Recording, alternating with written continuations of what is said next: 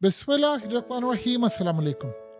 आप एक दफ़ा मनाज़र देखिए कि आप किसी जगह बैठे और आपके मोबाइल्स पर इस तरह मैसेजेस आ रहे हैं, नोटिफिकेशन की भरमार लगी हुई है और पता ये चल रहा है कि आप जिस जगह पर हैं वहाँ के ऊपर आपके घरों के ऊपर ड्रोन्स आ रहे हैं। आपको कहा जा रहा है शेल्टर्स के नीचे भाग जाओ। अब आप सोचें जब पूरे इसराइल में ये सूरत हाल होगी तो मामला क्या होगा। इस वक्त आप फिर मीडिया उठाएंगे, आप सोचेंगे कि पता नहीं शायद खबर झूठी है कि नहीं। आप टीवी चैनल लगाएंगे तो टीवी चैनल्स पर भी आपको ये दिखाया जा रहा होगा कि आपके घर के बाहर और आप जिस जगह पर रह रहे हैं वहां पर ड्रोन्स की बरसात आई है। ऐसा लग रहा है जिस तरह शहद की मक्खियां आती हैं इसी तरह ड्रोन्स की मक्खियां आई हैं और वो आपके घर पर आपके स्पेस पर मंडला रही हैं। तो आप सबसे पहले एक मोटी ताजी गुस्से में भरी हुई कोई बुरी बात जो इंतहाई नाजेबा अल्फाज वाली हो वो गवर्नमेंट को गालियां देंगे या निकाल कर कहेंगे कि बेशर्मो तुम्हें हमने इतना पैसा दिया, अमेरिका छोड़कर आए, लंदन छोड़कर आए, सारी चीजें छोड़कर आए, तुम्हें टैक्स दिया कि आयरन डोम तुमने खरीदा, तुमने डिफेंस सिस्टम खरीदा कि तुम ये ड्रोन्स रोकोगे और तुम्हारी औकात ये है कि इतना बजट लेने के बावजूद हम सुख की नींद नहीं सो सकते, तो तुमसे ज्यादा बेशरम कोई नहीं है इस दुनिया के अंदर। इस सूरत हाल में आप सोचें कि आपका रिएक्शन क्या होगा। ये इस वक्त हाल हो रहा है इजराइल में। चंद मिनट्स पहले हालत ये है कि पूरे इसराइल में इस वक्त मोबाइल्स पर मैसेजेस आ रहे हैं, नोटिफिकेशन आ रहा है, हंगामी ये हो गया वो हो गया, ड्रोन्स आ गया और पता ये चला कि आयरन डोम ठुस हो गया है। और वो ड्रोन्स आते हैं किसी के घर पर लग रहा है। अब तो आप ये सोचें कि उनके ड्रोन्स अगले लेवल पर आ रहे हैं। अब आप ये सोचो उससे भी ज्यादा अजीबोगरीब सूरत हाल है कि इन्होंने हमला किया, हालिया एक बिल्डिंग के ऊपर हमला किया। उस बिल्डिंग के अंदर, यानी आप ये सोचें इसराइल की टेक्नोलॉजी का ये हाल हो गया, एक बिल्डिंग पर हमला किया, इनको पता ही नहीं चला उस बिल्डिंग में इनके अपने ही फौजी थे और उन्होंने वो सारी बिल्डिंग कैप्चर की हुई थी और वो बिल्डिंग गिरी, वो सारे फौजी नीचे दब गए। और इस सूरत हाल के अंदर अब बहुत सारी जगहों पर वो ड्रोन्स मारे, उनमें भी ये मामला सामने आया।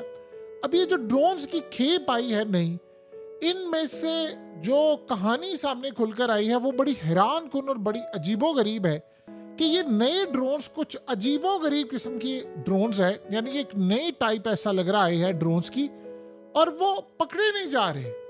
यानी पहले भी ऐसा था कि चले कुछ परसेंटेज थी, को 20%, 30-40%, ये ड्रोन्स आ रहे हैं और ऐसा लग रहा है कि लिबनान ने एक्सपेरिमेंट किया। कल रात से जो हमला हुआ था उस हमले में नुकसान तो इन्होंने बहुत ज्यादा किया, वहां पर जाकर बड़ी तबाही की, लेकिन उस हमले के बाद से ऐसा लग रहा है कि सुबह शाम ड्रोन्स ड्रोन्स ड्रोन्स वो आ रहे हैं, वो आकर मारते हैं। छोटे लेवल के इनके मिसाइल जा रहे हैं और मजे की बात यह है कि आयरन डोम की कैपेसिटी जवाब दे गई है। देखिए दुश्मन का सबसे बड़ा काम ये होता है कि उसने डिफेंस रोकना होता है। आप सिर्फ 1 मिनट के लिए अंदाजा लगा लें कि इनके जो डिफेंस सिस्टम है उसकी लेयर सिक्योरिटी की वो बिल्कुल तबाह बर्बाद हो गई है और इसके अलावा कोई मामला नहीं हो सकता। अगर आप ये सोचें कि पूरा वर्ल्ड हम सब मिलकर अगर गजा बचाना चाहे तो क्या हम लोग गजा नहीं बचा सकते थे? बचा सकते थे, लेकिन इस सारी सूरत हाल के अंदर जाहिर सी बात है कोई फौज भेजने को तैयार नहीं। आप ये सोचें कि ड्रोन्स की ये हालत है और गुस्सा लेवल ये हो चुका अब है कि जब नेतन्याहू से मीटिंग के अंदर ये बैठे थे कैदियों के घर वाले, जाहिर सी बात है उसमें फौजियों के घर वाले भी थे, तो उन्होंने वहां पर गिला किया है। ये बात वहां पर भी उठी थी कि आप ये जंग क्यों नहीं रोक रहे। कहते हैं अगर हमने जंग रोक दी, नेतन्याहू ने कहा, तो 90 लाख लोगों की जिंदगी जो है वो खतरे में पड़ जाएगी और हमारी स्टेट जो है वो एक ही है, हमने 2000 साल बाद दी है, वो खतरे में है। उन्होंने कहा आप जंग बंद करें, फौज हटाएं, यहाँ पर हमारे कैदियों को लेकर है। उन्होंने कहा ये नामुमकिन सी सूरत हाल लग रही है क्योंकि हम वहाँ फौज रखना चाहते हैं और हमारे शर्त मान नहीं रही। उन्होंने कहा उसके अलावा आप देखिए कि लोगों की जिंदगी तबाह, आयरन डोम रोकने में नाकाम रहा है और इस सारी सूरत हाल में हम इतना डिफेंस बजट देते हैं, ना आप लोग हमारे घर वालों को रिकवर करवा पाए, ना ड्रोन से रोक पाए, ना कोई और काम कर पाए, तो आप बताइए कि फिर हम जाए तो जाएं कहां पर। वहां पर नेतन्याहू को शदीद गुस्सा चढ़ा था, लेकिन उसके पास देने के लिए जवाब नहीं था। अब इन्होंने वो सारी चीजें जो मीडिया में आ सकता था वो आ रहा था। अब आप बताएं कि इस सारी सूरत हाल में सबसे ज्यादा मसला ये होता है और इंतजार है, वो इस बात का इंतजार है कि आज ईरान ने बड़ा हैरान कुन एक ऐलान किया। ईरान की फौज की जानिब से कहा गया कि इसराइल को हमारे हमले का मजीद इंतजार करना पड़ेगा। अब ये जब कहानी सामने आई है तो इसराइल के अंदर उसकी रेटिंग बड़ी मुख्तलिफ हो रही है कि दुनिया में जब भी किसी ने हमला करना होता है तो वो ये बात जरूर कहता है कि ठीक है जी, हम जवाब देने जा रहे हैं, हम कल देंगे, परसों देंगे। उस चक्कर में आपने कंफ्यूज रखा होता है। अब जाहिर सी बात है, अमेरिका की एयरलाइंस, दुनिया भर की एयरलाइंस जो है, अमेरिका ने तो 8 महीने तक एयरलाइंस को सस्पेंड कर दिया है, फिर रूस ने कर दिया है, यूरोपियन एयरलाइन जो है उन्होंने कर दिया, इंडिया ने कर दिया है, और ये आगे से कह रहे हैं कि अभी मजीद टाइम है हमारे हमले में। अब असल में इसराइल को ये लग रहा है कि ये हमें देने जा रहे हैं धोखा, ये हमारे साथ गेम कर रहे हैं। इन्होंने हमें चूरन ये डाला है कि अभी हमने हमला नहीं करना, और अचानक से ये हम पर हमलावर हो जाएंगे और हमें पता भी नहीं चलेगा। हम जैसे ही ढीले पड़ेंगे सिक्योरिटी के अंदर ही हम पर हमलावर हो जाएंगे। अब आप बताएं कि इस सारी सूरत हाल में जब इन पर ये हमलावर हो जाएंगे, इनके मामलात खराब हो जाएंगे, तो फिर क्या होगा। उधर अमेरिका की सूरत हाल ये है कि अमेरिका को ये बात समझ नहीं आ पा रही कि हम तो मिडिल ईस्ट के अंदर लेकर आए हुए हैं अपने वॉरशिप। आपको पता है कि यमन ने अब क्या काम शुरू किया। आज अमेरिका ने वार्निंग जब जारी की कि यमन तो आपके उड़ाने के लिए जा रहा है पूरी तरह वॉरशिप। अब उनको ये लग रहा है कि वॉरशिप, जाहिर सी बात है, जब इन्होंने समंदरों में लेकर आए हैं तो आप ऐसा तो नहीं कर सकते कि सारा टाइम उनको रखे ऊपर से, तब जब यमन का खतरा हो। अमेरिका को, इसराइल को ये लग रहा है कि प्लान इनका ये हुआ है कि हमें चकमा देकर इसी तरह ड्रोन्स मारते जाएंगे, अवाम हमारी तबाह होती जाएगी, इकोनॉमी हमारी बिल्कुल गिरती जाएगी, हम बिल्कुल, यानी आप बेचैनी की कैफियत में रहेंगे। अच्छा सुबह हमला हो रहा है, अच्छा कल हो रहा है, अच्छा परसों हो रहा है, शाम को हो रहा है, हमले का हमें पता नहीं है, और अवाम और इन्वेस्टर सारा भागा हुआ है।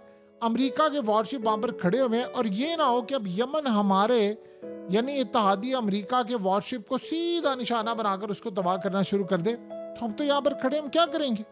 अब आप ये सोचें कि इसराइल के पास वाहिद ऑप्शन एक ही रह जाता है कि वो कहे यार ठीक है भाई, तूने हमला नहीं करना, या तूने करना है तो पागल बनाना है, तो मैं करने के लिए हमला आ रहा हूँ, मैं तुम्हें मारने के लिए आ रहा हूँ, और देखो मैं कल ही हमला करने के लिए जा रहा हूँ, परसों जा रहा हूँ। मोबाइल्स पर इस वक्त बरसात है।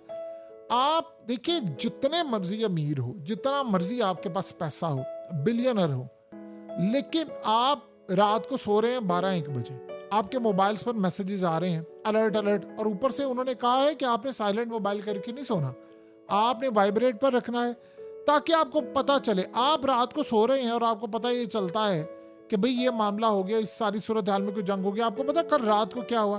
कल रात को इसराइल ने हमला किया लिबनान के ऊपर, बड़ा ही तबाहकुन हमला था, और सुबह तक उन्होंने कोई हमला नहीं किया। सुबह उन्होंने 60 रॉकेट मारे, दोपहर को उन्होंने मिसाइल, और शाम को उन्होंने उसके बाद ड्रोन्स मारने शुरू कर दिए। अब जिस तरह सुबह दोपहर शाम डॉक्टर आपको दवाई देता है, या आप खाना खाते हैं 3 टाइम का, इस तरह की जो सूरत हाल है वो असल में सामने आई हुई है। तो हालात असल में इंडिकेट कर रहे हैं इस वक्त के मामलात काफ़ी हद तक ख़राब हो चले हैं। तो इसराइल की पोजीशन इस वक्त ये है, इसराइल के शहरियों की, वो नेतन्याहू के घर के बाहर पहुंचे हुए हैं। वो कह रहे हैं यार क्या तुमने मजाक बनाया। और आप ये सोचें कि इस सारे मामले पर एक बात तो आज नेतन्याहू ने, चले अच्छी बात है, क्लियर हो गई है, ये कतर को ज़रा पूछ लें कि भाई तूने जो ईरान का हमला रुकवाया हुआ था, आज तो नेतन्याहू ने कह दिया ना कैदियों के घर वालों को बुलाकर कि भाई डील शील कोई नहीं होनी, और आप बुरी खबर सुनने के लिए भी तैयार है। जैसे आप सोचें कि आप अस्पताल में होते हैं, कोई आपका बेचारा मरने वाला होता है, और डॉक्टर आपको कह देता है कि भाई अब बस आप तैयार हैं किसकी वो खबर बुरी सुनने को मिले।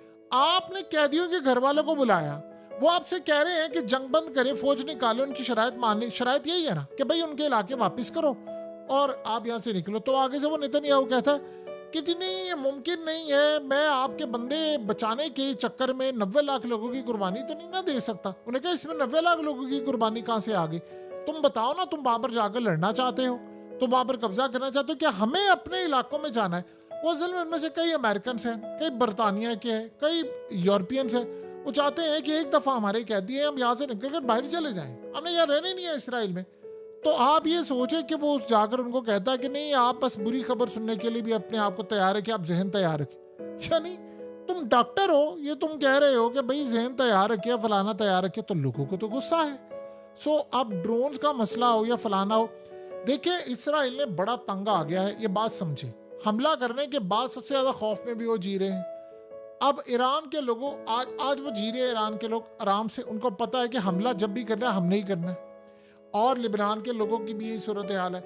लेकिन इसराइल ने काम ये करना है कि इन सबको कहना है कि अच्छा यार बहुत तमाशा हो गया, तुम लोग ऐसे बाज नहीं आओगे। मुझे ऐसा लगता है कि किसी बड़े लीडर को टपकाना पड़ेगा।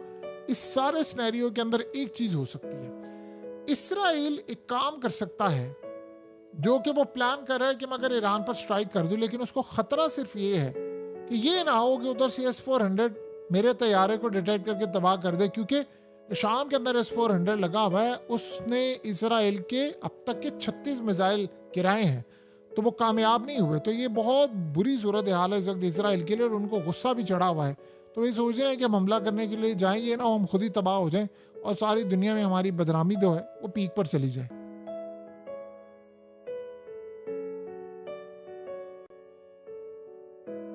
हकीकत टीवी को सब्सक्राइब करना मत भूलें, वीडियो को लाइक करें, शेयर करें और कमेंट सेक्शन में अपनी राय का इजहार जरूर करें।